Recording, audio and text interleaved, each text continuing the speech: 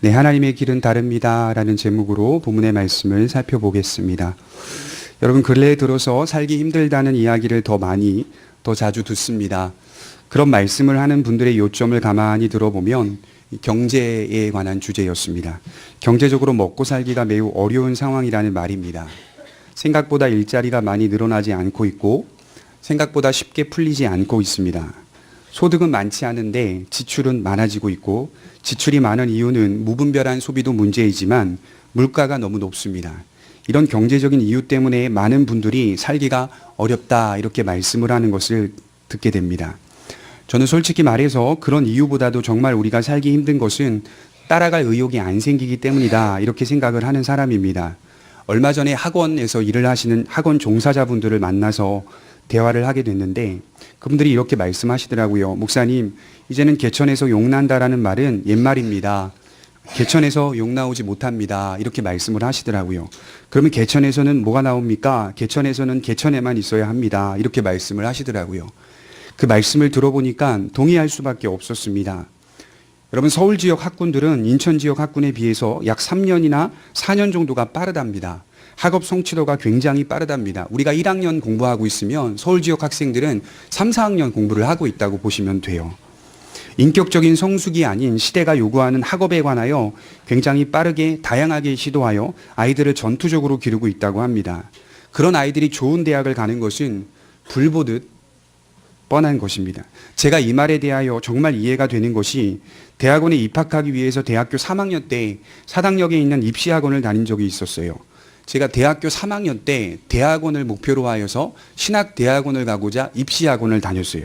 신학대학원을 입학하기 위해 대학교 3학년 때부터 등록하고 공부를 했습니다. 저에게는 대학교 시간이 공부하는 학교가 아니라 대학원을 준비하는 시간이었어요.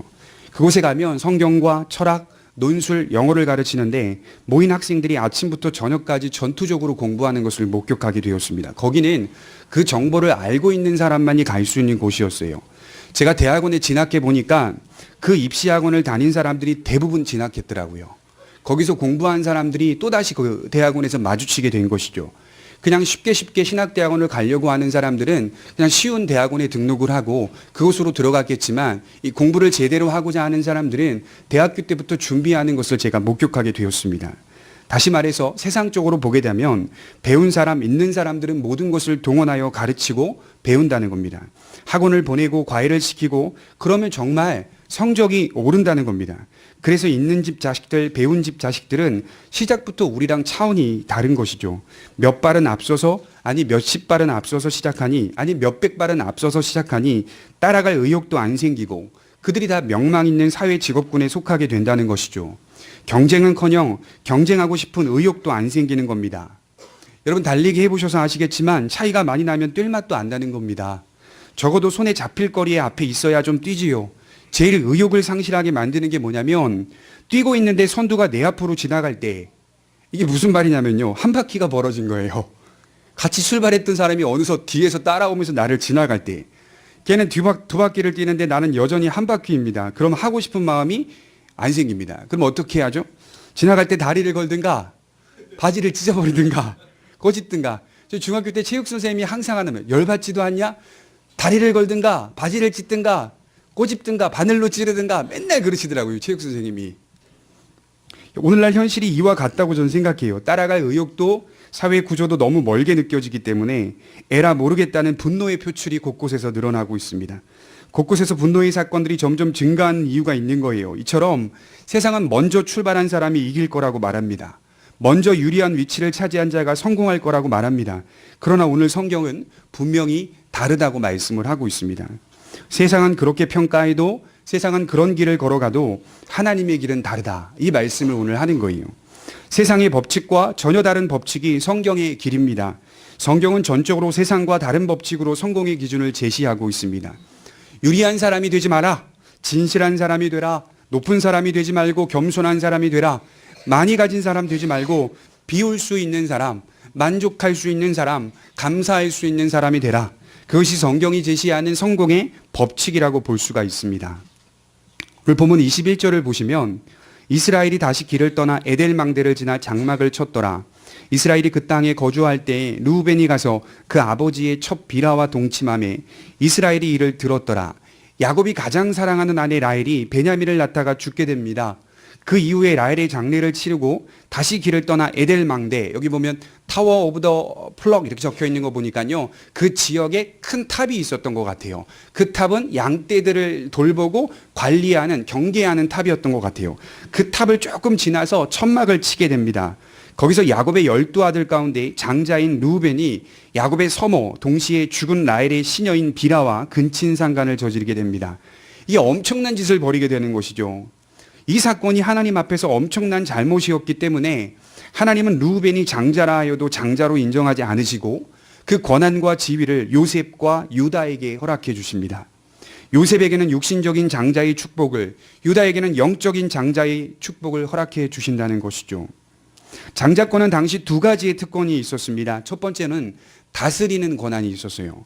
장자는 다스리는 권한과 통치권을 물려받았습니다. 두 번째로는 장자는 아버지로부터 유산의 복들을 2배 이상을 받게 되었다고 합니다. 이 2배의 축복은 요셉에게 나중에 돌아가고 이 다스리는 지배권은 유다에게 주어졌다는 것을 확인할 수 있죠. 르우벤은 그 엄청난 축복과 특권의 위치에 놓여 있었음에도 그 모든 것들을 상실하게 되는 것을 오늘 사건을 통해 확인할 수 있습니다. 제가 가만히 생각해 보니까요, 육신적인 족보에는 조금도 변함이 없어요. 르우벤과 야곱이 함께 살아가는 육신적 족보에는 여전히 장자는 누구죠? 르우벤이에요. 육신적 족보에는 변함이 없더라고요. 외부적으로 야곱 가족을 볼 때 장자의 위치는 흔들림이 없어 보입니다. 다른 민족 앞에서 르우벤은 여전히 야곱의 장자였습니다. 그러나 하나님 앞에서 르우벤은 이미 장자의 위치를 상실해 버린 것이죠. 두 가지의 관점이 우리 인생 앞에 놓여 있다고 생각합니다. 하나는 사람의 관점입니다. 사람의 관점대로 살 것인가? 아니면 하나님의 관점대로 살 것인가? 성공이라고 하는 것을 사람의 관점으로 생각하고 평가할 것인가? 아니면 하나님의 관점으로 생각하고 평가할 것인가? 이 두 가지 관점이 창세기부터 요한계시록까지 성도들 앞에 놓인 도전입니다. 요구입니다. 사울왕은 엄청난 축복을 받은 이스라엘의 초대 왕이었습니다. 그러나 조금 지나서 그의 본심과 진심은 하나님의 관점이 아니라 하나님 앞에서가 아닌 사람 앞에서의 삶이라는 점이 명확하게 드러났습니다. 그로 하여금 그의 결말은 매우 좋지 않았고 성경은 하나님께서 그를 버렸더라 이렇게 소개하고 있어요. 르우벤의 범죄는 단순한 범죄가 아닙니다. 성경을 조금만 깊이 연구해 보면 그는 지금 상당히 무거운 범죄를 저지른 것입니다. 그의 범죄는 무엇을 의미하고 있을까요? 제가 가만히 족보를 먼저 따져봤어요. 르우벤의 족보를 따져보니까 르우벤은 죽은 라헬의 언니의 아들이었어요. 다시 말해서 레아의 아들이었습니다. 레아는 어떤 아내입니까? 우리가 잘 알듯이 평생 동안 야곱에게 존중받지 못한 아내예요. 평생 동안 야곱에게 사랑받지 못한 아내입니다. 자연스럽게 아들의 마음에 무슨 마음이 생길까요? 미움과 분노의 마음이 생길 거란 말입니다. 아들로서 어머니가 아버지에게 존중받지 못하고 사랑받지 못함을 볼 때 어떻겠습니까? 원망과 분노와 미움이 가득했을 것입니다. 어머니에 대한 안타까움이 크다 하여도 아버지에 대한 미움과 원망이 크다 하여도 해서는 안 될 일이 있는 거예요. 그렇지 않겠어요? 해서는 안 될 일이 있는 거예요. 거기다가 라헬이 죽자 르우벤은 자신이 장자라는 사실을 생각해 보게 되었을 것입니다. 장자로서의 특권과 권위를 아버지와 같은 수준으로 생각하지 않았을까? 교만함이 싹튼 것이죠. 그만큼 그의 마음이 교만했을 것입니다. 나아가 비라는 어떤 어머니였습니까? 비라는 죽은 라헬과 항상 따라다닌, 항상 붙어다닌 라헬의 시녀였습니다. 날마다 같이 있었고 둘 사이의 관계는 친밀했습니다. 그만큼 르우벤에게는 비라가 미움의 대상이었을 수 있습니다. 여러분, 성경에서 근친상간이 벌어지는 일들이 자주 목격이 되는데 예컨대 사울의 숙부의 아들인 아브넬이라고 하는 사람이 사울의 첩과 근친상간을 벌이게 됩니다. 조금 지나서 다윗의 아들인 압살롬이 다윗의 후궁과 백주대 낮의 패륜의 모습을 보이게 됩니다. 성경은 이것을 분명히 중한 범죄라고 말씀하고 있습니다. 레위기 20장 11절에 보면 이렇게 말해요. 누구든지 그 계모와 동침하는 자는 그 아비의 하체를 범하였은즉 둘 다 반드시 죽일지니 그 피가 자기에게로 돌아가리라. 사형을 언도하고 있어요. 레위기에서. 레위기 18장 8절에는 그것은 중한 범죄다 이렇게 말하면서 정죄하고 있고요. 신명기 27장 20절에는 그런 죄를 범한 자는 저주를 받을지어다 이렇게 말씀하는 내용도 나옵니다. 내 아비의 하체를 범하지 말라 강력하게 우리에게 강조하고 있는 말씀입니다. 하나님께서는 그런 일에 대해서는 분명히 사형이라고 말씀하고 계십니다. 그만큼 근친상간은 매우 중한 범죄임을 명문화하신 것이고, 무엇이 루벤으로 하여금 그런 범죄를 저지르게 만든 것일까? 도대체 무엇이 루벤의 마음속에 싹 터서 그런 범죄를 저지르게 만든 것일까? 가만히 생각해 보니까요, 두 가지더라고요. 하나는 미움이고 또 하나는 교만입니다.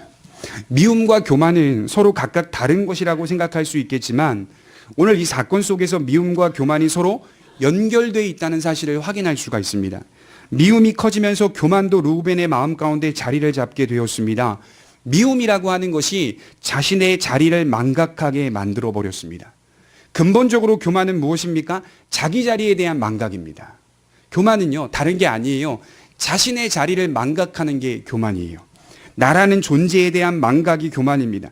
하나님께서 사람에게 허락하신 자리가 있었어요. 하나님이 아담과 하와를 창조하시고 창세기 1장 28절에 제일 먼저 하신 일이 무엇인지 아십니까? 사람을 창조하시고 복을 주시되, 이렇게 말씀을 해요. 하나님이 사람을 창조하시고 먼저 우리에게 뭔가를 요구하시지 않았고요. 먼저 복을 주셨습니다. 복을 주시되 어떤 복을 주셨습니까? 생육하고 번성하고 땅에 충만하라. 땅을 다스리라. 지배권과 땅을 다스리는 권한을 허락해 주셨다는 것이죠. 사람은 모든 것을 관리하고 따먹고 모든 것들을 누리며 살아도 될 만한 아주 축복을 받은 존재였습니다. 그럼에도 불구하고 하나님은 여전히 사람이란 하나님께 기대며 사는 존재임을 말씀하고 계셨습니다. 그러나 사람에게 교만이 들어오자 망각이 자리를 잡은 거예요. 그 망각이 어떻게 드러나냐? 자기 자리를 떠나버리는 거예요. 사람이 자신의 자리를 떠나버리고 어디의 자리까지 올라가죠? 하나님의 자리까지 올라갑니다. 그래서 우리가 살아가는 현실의 세상의 모든 환경들은 다 사람이 하나님의 자리까지 올라가 행동하는 모습이라고 보면 돼요. 사람이 자기 자신의 모든 생사 여탈권이 내 손에 있다라고 생각하고 모든 축복권과 인생의 모든 결말과 시작이 자기의 손에 있다고 생각하며 살아가는 것, 그 모든 것 자체가 자기의 자리를 망각하고 교만함에서 나오는 모습이다, 이렇게 말씀을 하고 있는 것입니다. 루벤에게 교만이 싹트자 자신의 위치가, 그 장자라는 위치가 아버지와 같은 종류의 것으로 생각했던 겁니다. 그리고 그는 범죄를 저지르게 됩니다. 조금 더 묵상해 보니까 이런 또 생각을 하게 되더라고요. 형제들 간의 긴장 관계도 더 심하게 형성됐겠구나, 이런 생각을 하게 됐어요. 여러분, 비라가 낳은 아들이 누구일까요? 비라가 낳은 아들이 있었어요. 형제라고 부르는 아들이 있었다고요. 그 아들이 단과 납달리라고 하는 아들이었어요. 자신의 어머니가 첫째 형님과 동침했다는 사실을 알았을 때 그들의 형제의 우애는 어땠을까요? 성경에 나오지는 않아요. 제가 볼 때는요, 다 틀어진 상태입니다. 자기 친엄마와 내 첫 번째 형님이 동침했다는 사실을 알았을 때 그 아들조차도 미움과 분노가 확대되고 있는 겁니다. 중한 범죄를 저지르면 나만 불행한 게 아니라는 거예요. 나만 슬픔이 있는 게 아니라 나의 중한 범죄로 인하여 내 가족, 내 상황, 내 이웃들이 점차 확대되어 가면 슬픔을 나누게 됩니다. 범죄는 계속해서 증가되고 증대되게 된다는 것이 성경의 가르침입니다. 단과 납달리 마음속에도 미움과 분노가 자리를 잡았을 것입니다. 참았더라도 형에 대한 신뢰는 이미 깨진 것입니다. 이처럼 중한 범죄는 하나님께만이 아닌 우리 관계에서도 또 다른 아픔과 슬픔, 비극을 낳을 수 있다는 사실을 깨닫게 되는 겁니다. 그만큼 성경은 오늘 우리에게 경각심을 불러일으키고 있어요. 루벤에게 가장 안타까운 것은 무엇일까요? 이번 사건으로 루벤의 일생이 어떻게 평가를 받고 있는지 성경은 곳곳에서 루벤을 소개하고 있습니다. 우리 창세기 49장 2절을 한번 찾아보겠습니다. 창세기 49장 2절입니다.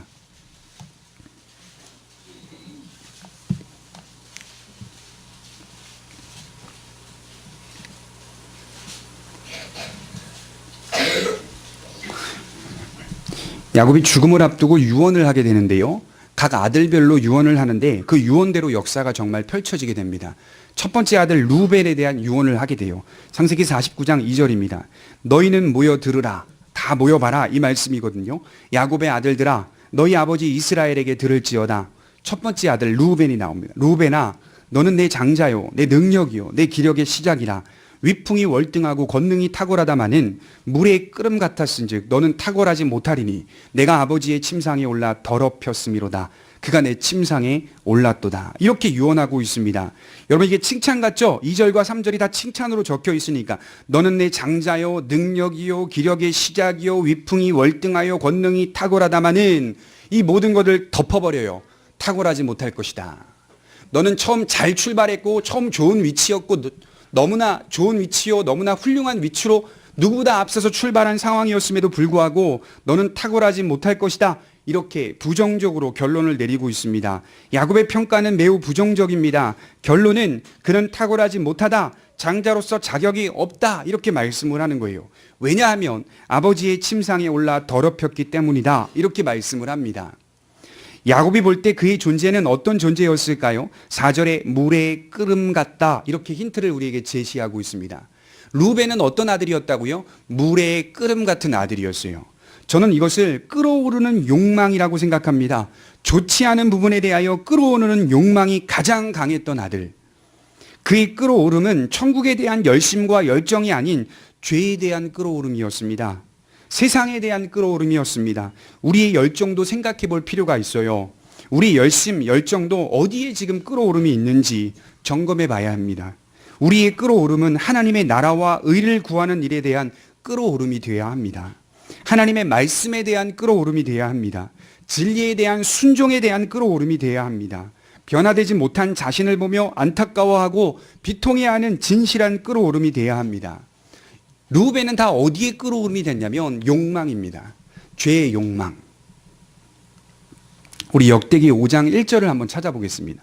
역대상 5장 1절입니다.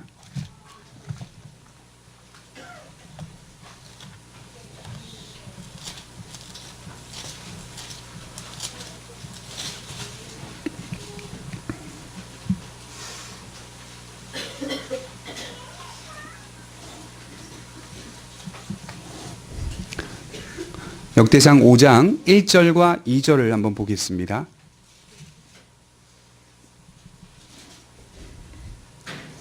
한참 지나서 또다시 르우벤을 성경은 이렇게 소개하고 있습니다. 우리 같이 한번 읽어보겠습니다. 시작.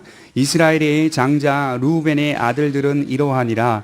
르우벤은 장자라도 그의 아버지의 침상을 더럽혔으므로 장자의 명분이 이스라엘의 아들 요셉의 자손에게로 돌아가서 족보의 장자의 명분대로 기록되지 못하였느니라. 유다는 형제보다 뛰어나고 주권자가 유다에게서 났으나 장자의 명분은 요셉에게 있으니라. 간단히 말해서 르우벤은 장자에서 탈락되었다. 그 장자의 명분은 요셉에게로 돌아가고 영적인 홀, 주권자는 유다에게서 나올 것이다. 성도 여러분, 세상적으로 볼 때 르우벤은 장자가 맞습니다. 외부적으로 볼 때 아버지가 자식을 소개할 때 르우벤은 장자입니다. 내 첫째 아들이다. 이렇게 소개할 수 있습니다. 그러나 하나님의 관점에서 볼 때에는 르우벤은 장자가 아니었습니다. 하나님이 보실 때는 요셉이 장자였고 유다가 장자였습니다. 하나님이 우리를 어떻게 평가하실까요? 장자니까 장자로 평가하신다고? 아닙니다. 세상은 많이 가진 자, 많이 배운 사람을 평가하죠. 성공했다고 하죠. 그를 추켜 세우죠. 하나님의 관점과 평가는 전혀 다르다는 사실을 확인할 수 있습니다. 성경이 기술하는 그에 대한 평가를 보니까 그는 장자에서 탈락한 사람입니다. 오히려 하나님의 눈에는 그가 장자가 아니라 요셉과 유다가 장자였습니다. 르우벤의 위치는 세상적으로 볼 때 아주 앞선 위치였습니다. 탁월한 위치고 탁월한 자격이었습니다. 고대 사회는 장자가 누리는 권리가 아주 상당했다고 합니다. 그는 몇 발이나 더 앞선 사람이었습니다. 그러나 성경은 그것이 중요한 게 아니라 얼마나 하나님 앞에서 진실하게 충성되게 살아가느냐가 중요하다고 말합니다. 누구보다 앞서기 위해서는 세상적인 방법이 아니라 하나님의 방법으로 살아야 합니다. 여러분들과 제가 공통적으로 공감할 수 있는 게 뭐겠어요? 우리도 앞서고 싶다는 거 아니겠어요? 그렇지 않겠어요? 우리도 세상 속에서 좀 앞서며 살고 싶다. 여러분, 그러기 위해서는 세상적인 방법을 쓰면 안 돼요. 우리는 하나님의 방법을 더욱 끌어오름을 통하여 하나님의 나라와 의를 위하여 살아갈 때 세상에서 앞설 수가 있는 거예요. 세상적인 방법으로 살아갈 때 앞서는 게 아니라 우리는 하나님의 방법과 하나님의 관점으로 앞서기 위해 애쓰며 살아가는 겁니다.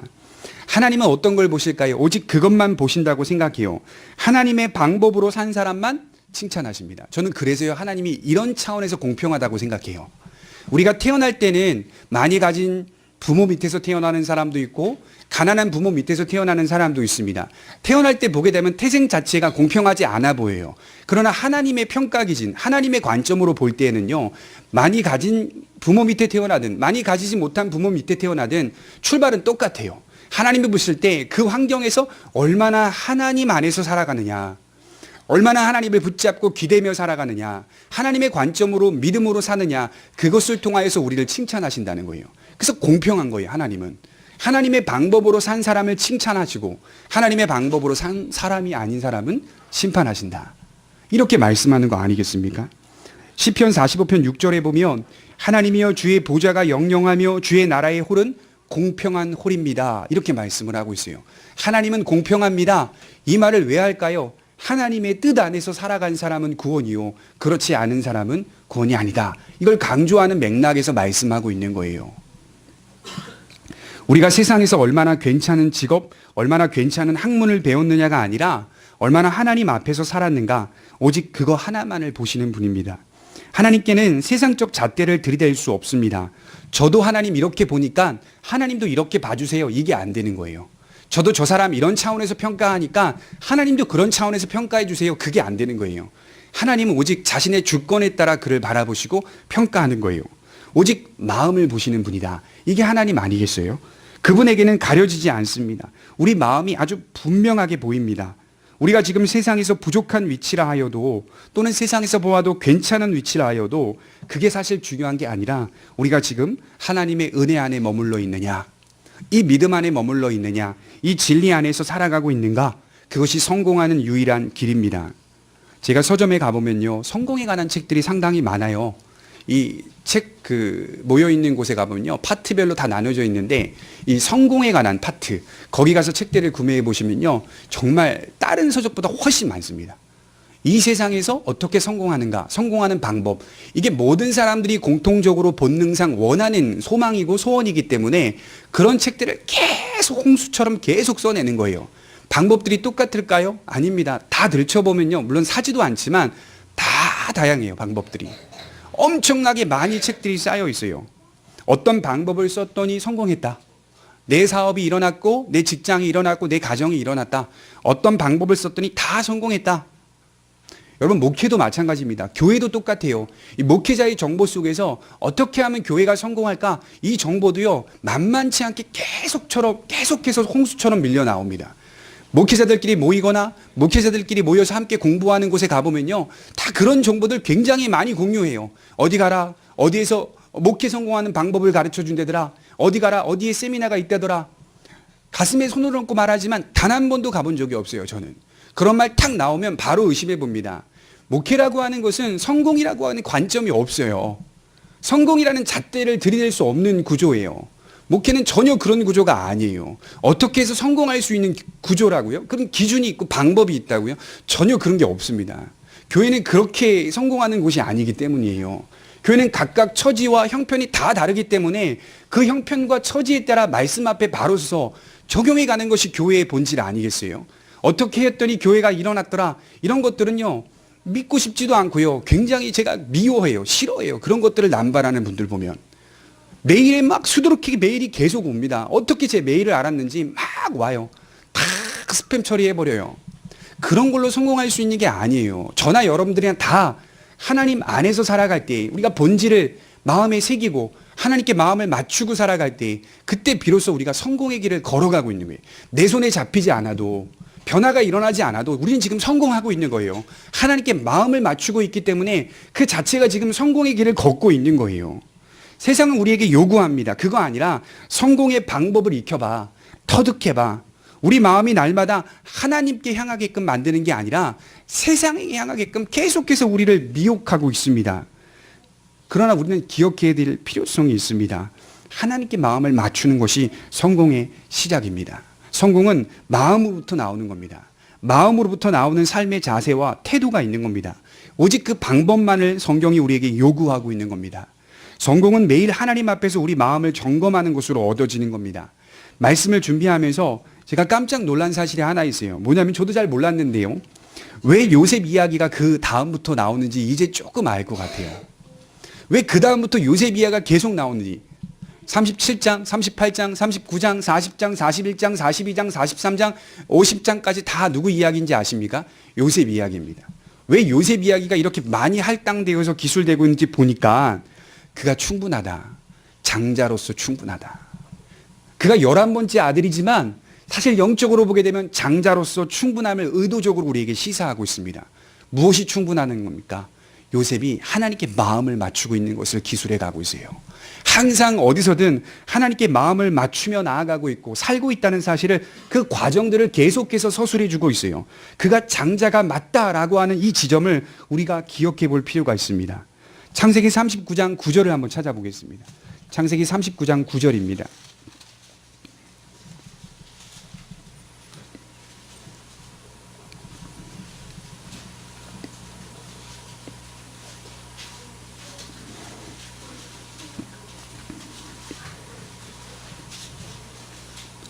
창세기 39장 9절을 우리 천천히 한번 읽어보겠습니다. 시작. 이 집에는 나보다 큰 이가 없으며 주인이 아무것도 내게 금하지 아니하였어도 금한 것은 당신뿐이니 당신은 그의 아내임이라. 그런즉 내가 어찌 큰 악을 행하여 하나님께 죄를 지으리까. 보디발의 아내가 동침하자고 요셉을 붙들어 맵니다. 막 유혹해요. 동침하자. 내 남편 출장 갔으니까 나랑 자자. 동침하자. 계속해서 유혹해요. 그때 요셉은 그럴 수 없다. 이렇게 단호하게 배척해냅니다. 그 이유를 어떻게 설명해내냐면요. 이런 행동은 도덕적으로 옳지 않다. 이런 행동은 윤리적으로 옳지 않다. 이렇게 말하지 않았습니다. 요셉은 어떻게 죄를 배척해내냐면요. 이런 행위는 하나님 앞에서 악입니다. 이렇게 말을 해요. 도덕적으로 옳지 않으니까 그 행실을 하는 게 아니라, 윤리적으로 옳지 않으니까 그런 행실을 하는 게 아니라 하나님 앞에서 항상 생각했다는 거예요. 그것은 하나님 앞에서 죄입니다. 이렇게 말을 하는 거예요. 하나님께 죄를 지을 수 없습니다. 이렇게 말을 하는 거예요. 이것이 매우 중요한 이유는 성도의 온신경은 도덕적으로 사는 게 아닙니다. 윤리적으로 살아가는 게 우리의 온신경이 아니에요. 좀 더 도덕적이고 윤리적인 사람 되자, 그거 아니에요. 잘못 짚은 거예요. 그게 아니라 우리의 온신경이 하나님 앞에서 살아가자. 하나님 앞에서 어떻게 내가 죄를 지을 수 있습니까? 하나님 앞에서 어떻게 내가 이런 행동을 할 수 있습니까? 이런 마음을 먹을 수 있습니까? 요셉의 온신경이 날마다 하나님 앞에서 생각했더라. 그렇게 말하고 있는 겁니다. 그런 그의 인생 속에서 자주 등장하는 말씀이 있는데요. 그게 이 말씀입니다. 여호와께서 요셉과 함께 하심으로. 이 말씀이 반복해서 나오고 있어요. 팔려갔든 감옥에 갔든 총리가 됐든 요셉은 아랑곳하지 않고 자신의 길을 걸어간 사람입니다. 총리와 요셉을 우리는 연결 지으려 하죠. 요셉 하면 뭐가 떠올라요? 요셉보다 총리가 떠오르지 않겠습니까?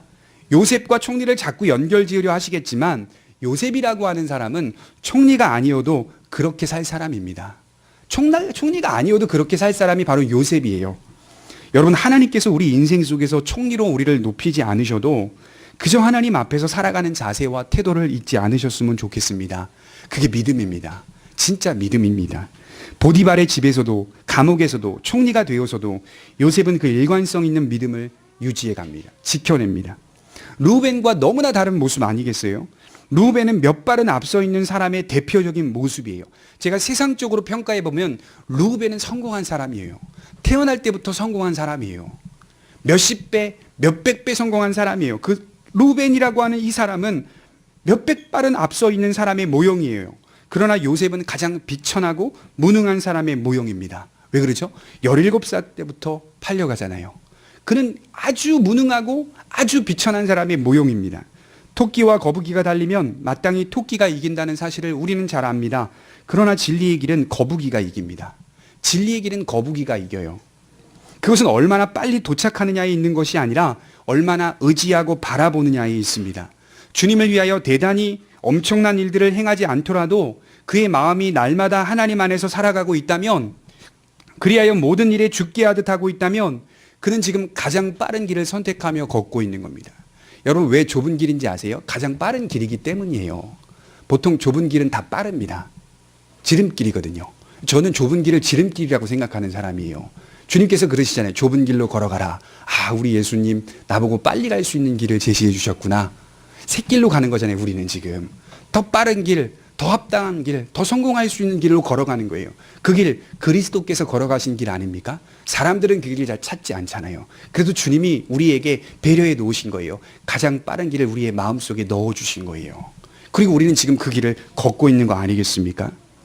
제가 군생활 할 때요, 군종병으로 군생활을 했는데요, 제가 하는 일이 수요 예배 드리고, 금요 예배 드리고, 주일 오전 예배 드리고, 주일 오후 예배 드리고, 주일 학교 가르치고, 때 되면 여름 성경학교 하고 겨울 성경학교 하고 똑같았어요. 군생활을 교회에서 계속 보내다 보니까 때 되면 휴전선 가가지고 초코파이랑 차를 나눠주고, 때 되면 휴전선 안쪽 비무장지대에 들어가서 GP에 있는 그 막사 안에 들어가서 성경책 나눠주고 영화도 보여주고 차도 나눠주고 그런 일들을 했습니다. 근데 제가 저희 본부 중대 안에서 그럼에도 불구하고 총은 많이 거의 잡지도 않고 훈련도 거의 받지도 않았지만 사격 대표였어요. 사격 대표. 쏘면 다 맞아가지고 본부 중대에서 저희 사단별로 사격 대회를 나가면 한 중대당 한 10명 정도를 뽑습니다. 사단별로. 제가 뽑혀가지고 나갔죠. 여러분, 사격에서 제일 중요한 게 뭔지 아십니까? 제일 중요한 게 관역을 잘 맞추는 게 제일 중요하다고 생각하죠? 아닙니다. 군생활 해보시면 그렇지 않고요. 제일 중요한 건 0점을 잘 맞추는 겁니다. 0점. 관역을 잘 맞추는 게 아니라 총이 이렇게 있으면 가름자 밑에 0점을 조절하는 작은 나사가 있어요. 이쑤시개 같은 쇳덩어리를 꽂아가지고 좌, 두, 우, 두 이런 식으로 이렇게 돌리는 구멍이 있어요. 총을 똑바로 쏴도 이 총들이 대부분 정상적이지가 않거든요. 쏘면요, 이렇게 삐뚤어져서 나가요, 총들이. 그걸 조정하고 고정하고 수정하는 게 이 0점입니다. 그래서 총을 잘 쏘는 사람은 제일 중요한 것이 0점을 잘 맞추는 사람입니다. 왜냐하면 0점만 잘 맞춰도 대략적으로 보고 쏘면 그대로 맞습니다. 0점 맞추는 굉장히 중요하다는 것을 제가 군생활하면서 깨달았어요. 제일 중요한 게 뭐냐? 마음의 0점을 맞추는 거라고 저는 생각해요. 어떻게 사느냐가 중요한 게 아니라 어떤 일을 행하느냐가 중요한 게 아니라 내 지금 마음의 0점을 잘 맞추고 있는가? 하나님께 내 초점을 잘 맞추고 있느냐? 그때 비로소 내 초점이 하나님께 잘 맞추어져서 나오는 행실이기 때문에 하나님이 받으시는 겁니다.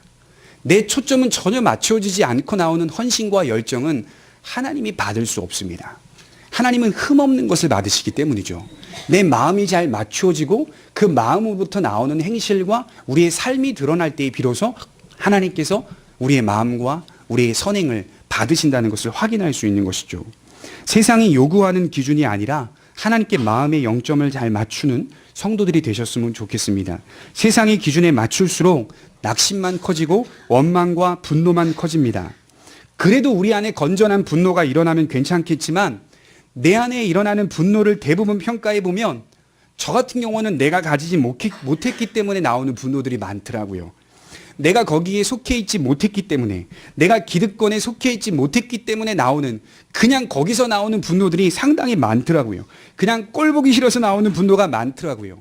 우리 다 그런 분노를 가지고 있습니다. 그런 분노를 갖고 있어요.